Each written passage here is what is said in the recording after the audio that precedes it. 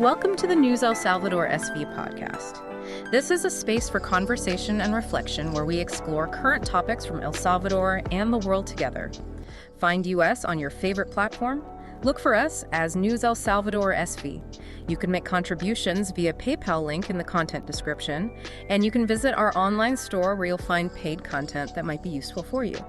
Check the links you'll find in the content description. There you'll also find more ways to collaborate if you wish, and you'll also find exclusive episodes. Explore the links in the description. Remember to follow, share, and comment. Thank you so much.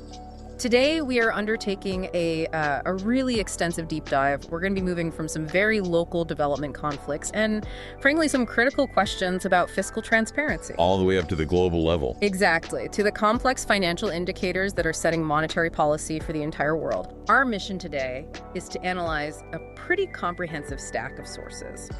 We're talking environmental policy, massive infrastructure projects, and then shifting to the use of public funds, and finally, a sort of real-time health check on the global consumer. And it's so important to connect those dots right now. I mean, you have national governments making these huge choices about debt, about transparency, and those choices directly impact their ability to do things like build new highways or launch new health initiatives. But those national choices, they don't happen in a vacuum, do they? Not at all. They're framed by these massive external pressures, the rate decisions from the Federal Reserve in the United States, the strategic moves by oil producers, and just the shifting confidence of consumers everywhere. So we're really going to explore that intricate relationship, the link between these very localized policy battles and these immense global forces. That's the plan. Okay, so let's unpack this starting right here at home. Let's begin with a controversy that really pits economic development against ecological preservation.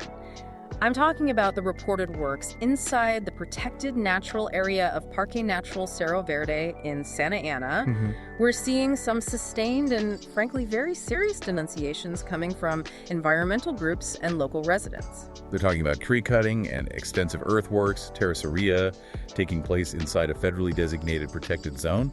It's pretty shocking. It is. And the specifics of where it's happening are, frankly, alarming. The area is about 25 meters wide and 10 meters long. Okay. And this wasn't just some unused patch of land. This zone used to have walking trails, a whole diversity of flora leading to the park's cabins. And the irony here is just, it's profound. It's staggering. The whole area was only declared an Area Natural Protegida, an ANP, by the Ministry of Environment in Arno back in April of 2022. So a very recent designation. Very recent. It was a formal acknowledgement of its ecological sensitivity. I mean, this is a critical habitat. It's confirmed to be home to at least 127 recorded species of birds. Wow. So any alteration is an immediate ecological issue. And the driver behind all this damage seems to be a tourism initiative. We understand this is all related to a project called Construcción y Equipamiento del Centro de Atención al Turista. That's right. The Salvadoran Tourism Institute, ISTU, they filed an environmental evaluation with MARN back in February of this year. So the government's intention is on the record. It is. But the tension, as always, is in the details. ISTU's proposal is for a two-level structure. Okay, what does that entail? Well, the first level has, what you'd expect.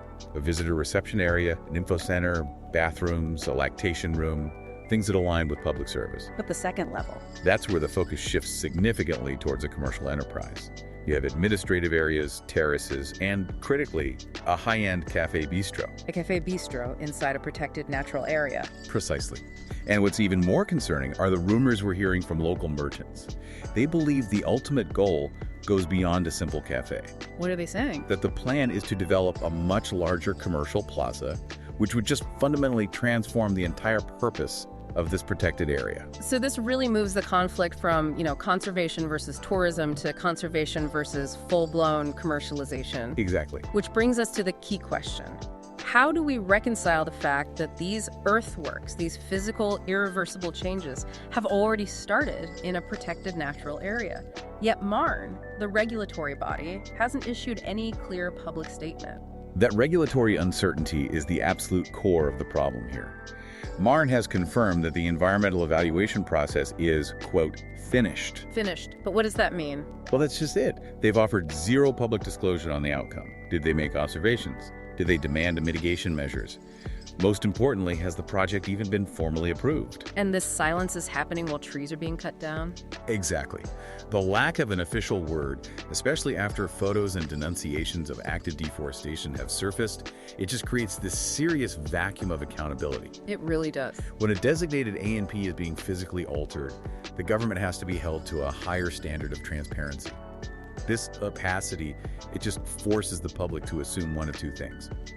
Either the work is proceeding without authorization, or it was approved despite major environmental concerns. And when public policy allows for this kind of ambiguity in such a sensitive zone, it really calls into question the government's long-term commitment to the whole idea of an A&P designation. Absolutely. Designating an A&P isn't just symbolic. It carries legal weight, a mandate to protect biodiversity.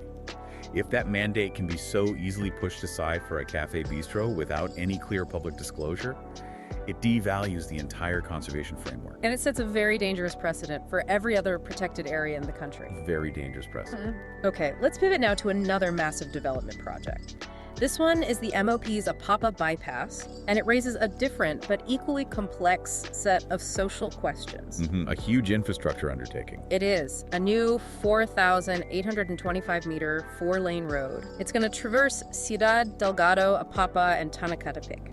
And it has some major engineering works. We're talking a 320-meter suspension bridge, another 290-meter bridge over the Las Cañas River, and a major Tribol interchange. The scale of the engineering is impressive, no doubt, but it's the funding structure that really dictates the social requirements here, isn't it? It absolutely is. This entire project is backed by two significant World Bank loans, totaling $270 million. And that kind of international financing is never unconditional. Never. It requires the government to strictly comply with the lender's own environmental and social safeguard policies. And chief among those is the mandate for a detailed involuntary resettlement plan, a PRI. And the human cost that's laid out in that plan, it's substantial. It's touching 238 families. And we have to detail that cost, because this is where policy meets people's actual lives. The construction requires the resettlement or compensation of 238 families. Which is how many people? It's 628 people across three main communities: San Pablo, Los Elias, and La Morella. And the cost for just that resettlement plan? The total calculated cost dedicated specifically to this, which covers everything from acquiring land to building new houses and social support, is $13.9 million. That $13.9 million figure is critical. So how is that fund broken down? And more importantly, how does the World Bank's involvement ensure that the process is, equitable and resistant to corruption, especially when you're dealing with property rights that can be complex? Well, the World Bank's policy, which the MOP has to adhere to, requires a very nuanced and standardized compensation matrix. It's not a one-size-fits-all approach. It differentiates between groups. It does. It differentiates between three key groups based on their legal status, Right. And it aims for replacement cost rather than just market value, which is a crucial distinction. Okay, so let's break down those groups. First, you have owners. These are people with legal titles. They get the best choice. Either economic compensation calculated at full replacement cost for their property, or physical relocation into a new state-built house, prioritizing their preferences. Okay, that seems fair. What about the others? The next group, the occupants. This is the complex one. They live on the land, but they don't have legal titles. Right. They are mandated to get relocation assistance to a new site, recognizing their established residency, but they do not receive indemnification for the value of the land itself. I see. And the last group? Finally, you have tenants, people who rent.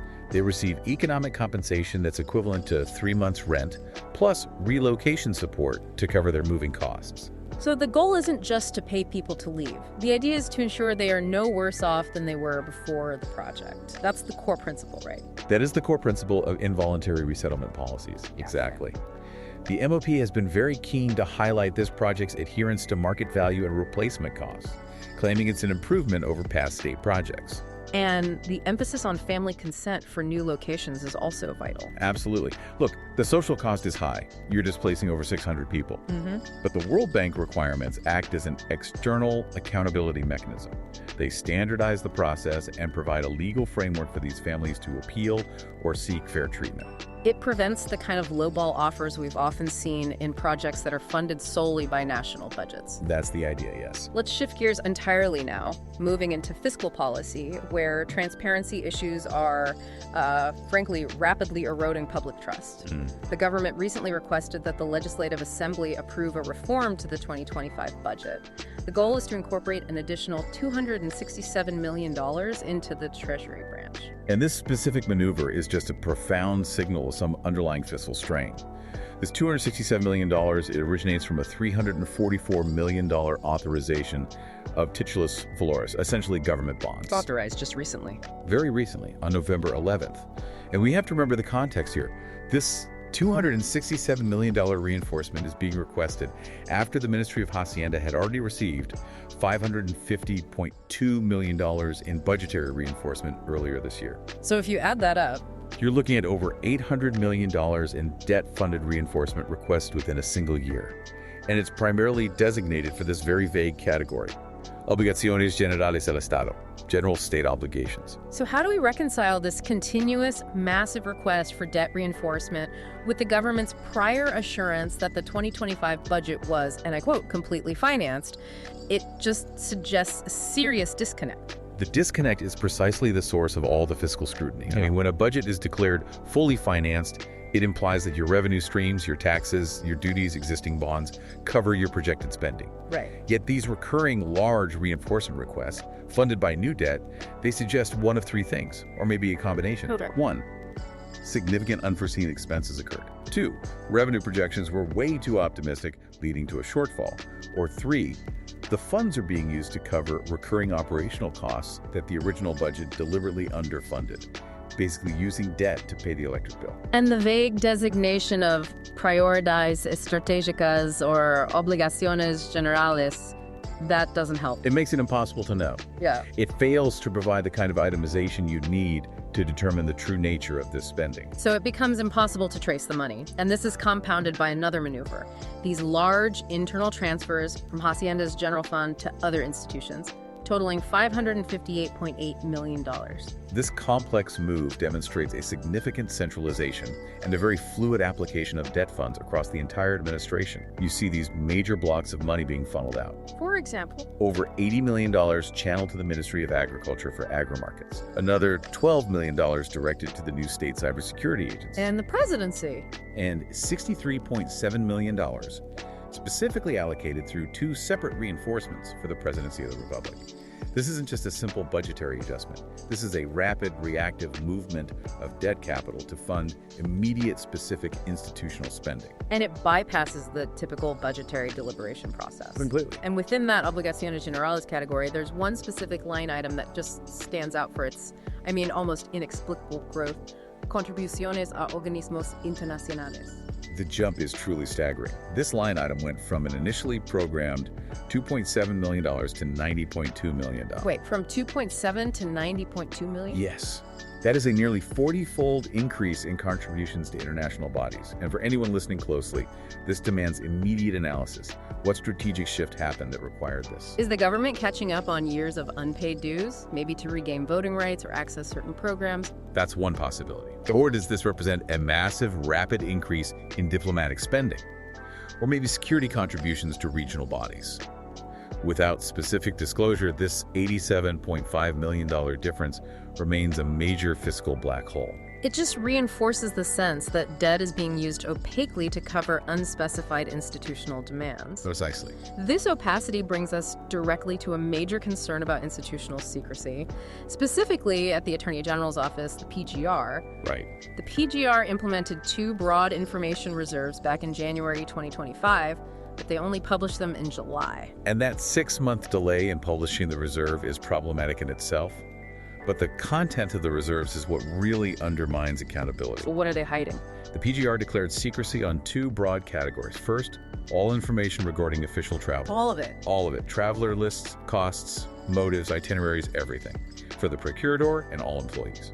Second, the entire institutional restructuring procedure for 2024-2026 is now reserved. Which covers what exactly? Strategies, plans, financial studies, contracts, technical assessments, basically anything related to how they're reshaping the entire institution. And the PGR's legal justification is the familiar one, that disclosure would put in evident danger the life, security, or health of any person. And we have to analyze that justification critically.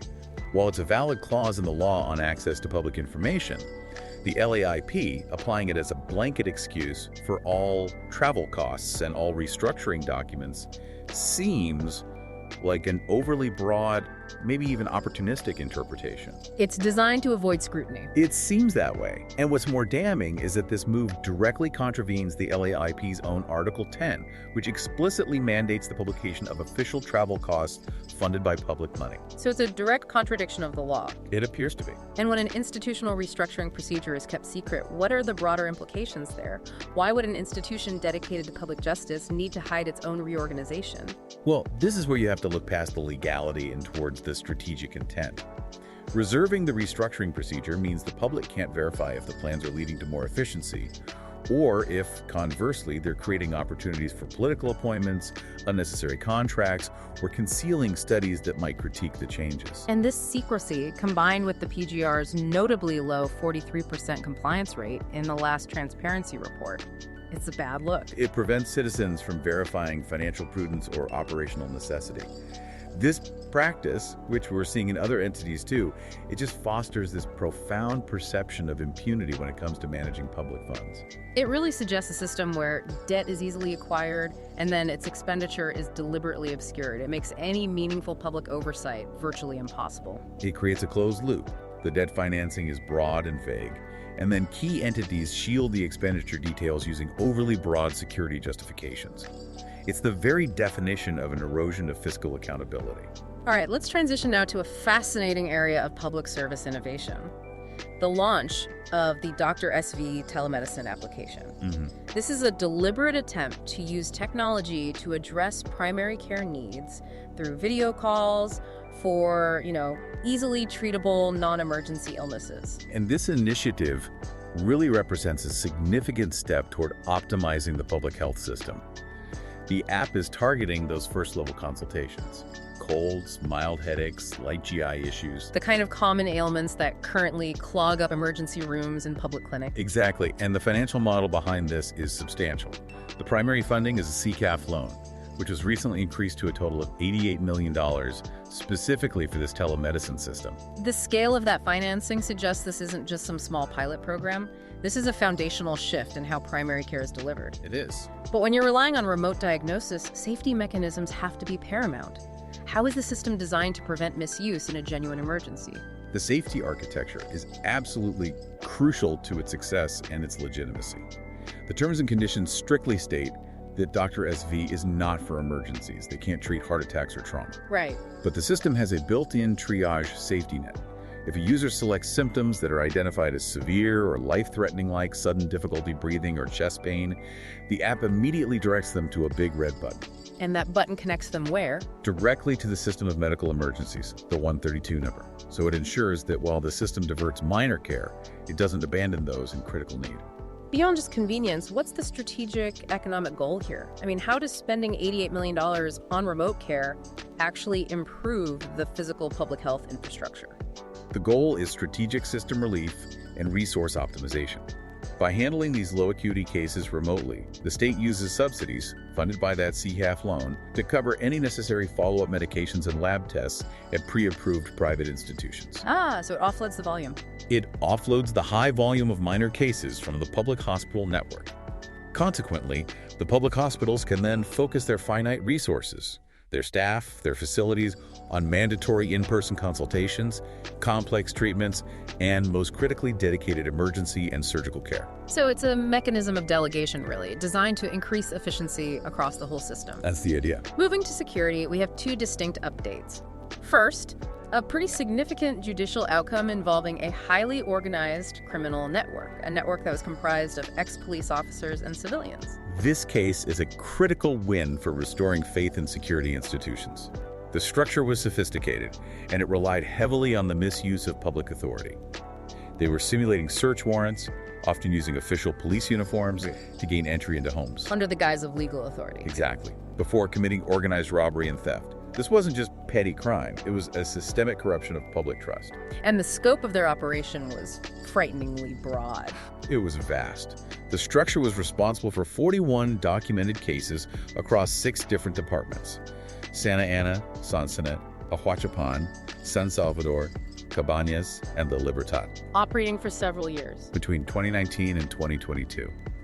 And the sentences delivered, reaching up to 433 years in prison, they provide a very strong judicial deterrent against the criminal use of public office. It's essential for showing that internal corruption will be met with the full force of the law. It is. On a separate note, we also received a highly positive statistical data point regarding public security trends for this past November. Indeed.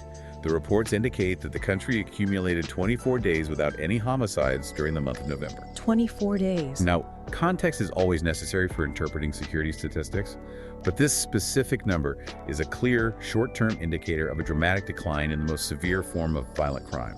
It reflects the current security strategy's effect on daily life. Before we transition fully to the complex world of global finance, we do need to take a moment to pause and offer a reminder to you, our listeners. The deep dive really does rely on your commitment and your support to continue producing this level of in-depth analysis on El Salvador and global affairs. We deeply appreciate your participation in this conversation. To keep this analysis flowing and accessible, we welcome any contributions or donations you'd like to make. You can easily contribute through PayPal, or you can utilize the Bitcoin QR code. All the necessary links and information are conveniently located right there in the content description below. And don't forget to check the links in the content description for our online store as well. There, you can purchase exclusive content and find additional ways to collaborate and financially support the podcast. Your engagement truly makes this deep dive possible. All right, let's pivot now to the global financial markets, which at the moment are really being defined by the resilience of the United States consumer and the delicate balance of global energy supply. Okay. And the most critical data release in the coming days is the publication of the Personal Consumption Expenditures Index, the PCE. Now, for our listeners who track these metrics closely, could you remind us why the Federal Reserve prefers the PCE over the more commonly reported CPI, the Consumer Price Index, and how this seemingly technical preference dictates global interest rate policy? Sure. The Fed prefers the PCE mainly because it's a chained index. That means its formula is better at capturing changes in consumer behavior. How so? Well, if the price of something, say beef, spikes dramatically, the PCE's weighting automatically adjusts.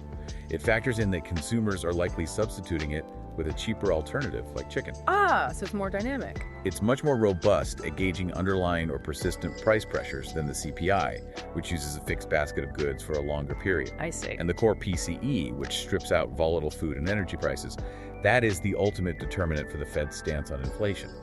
A faster than expected cooling of that number would signal that the Fed's aggressive tightening has worked. Which would accelerate hopes for a rate cut. Significantly. And that optimism fuels rallies in global markets. Conversely, if that PCE reading stays firm or gets worse, it implies that inflation is deeply entrenched. And that would compel the Fed to keep rates high for longer. Exactly. Fundamentally stifling all the optimism that's currently priced into asset markets worldwide. And for a dollarized economy like El Salvador's, the Fed's interpretation of this data has an immediate and, I imagine, a very complex impact. Absolutely. Because the national currency is the United States dollar, the country is uniquely sensitive to the Fed's policy. If the Fed keeps rates high, it strengthens the dollar. Which can make imports cheaper, maybe easing some local price pressures. It can, but it also raises the cost of capital for things like títulos valores, and it slows down global investment flows. And if they cut rates? If the PCE cools and the Fed cuts rates, it might ease borrowing costs, but it could also lead to a global dollar devaluation over time, impacting the cost of goods. So the PCE isn't just some statistical curiosity, it's a direct determinant of the local economic climate. So beyond the inflation metrics, how do we gauge the health of the consumer itself, the engine of the U.S. economy? We look at the accompanying data releases, personal income and personal spending. These are essential for evaluating consumer resilience. Are consumers dipping into savings to keep spending, or is that spending being supported by steady rising incomes? That distinction is key. It's everything. The sustained health of the U.S. consumer is the single greatest prerequisite for that soft landing everyone talks about, where inflation returns to target without triggering a deep recession. If spending data shows signs of exhaustion, that soft landing scenario fades very, very quickly. In this macroeconomic picture, it either finds validation or contradiction in major corporate results, right? Especially in discretionary spending. I'm thinking of brands like Nike and Lululemon. Their earnings reports are invaluable. They provide a real-time, granular view of the consumer's financial comfort level, particularly in those premium and discretionary retail sectors. They're like sensitive barometers. They are. The question their reports really answer is the average consumer confident enough in their financial future to keep spending over $100 on sportswear or high-end yoga pants? So what would a good Nike report tell us? An optimistic outlook, or better than expected sales from Nike, implies that consumer confidence in the United States is still firmly intact. It suggests resilience.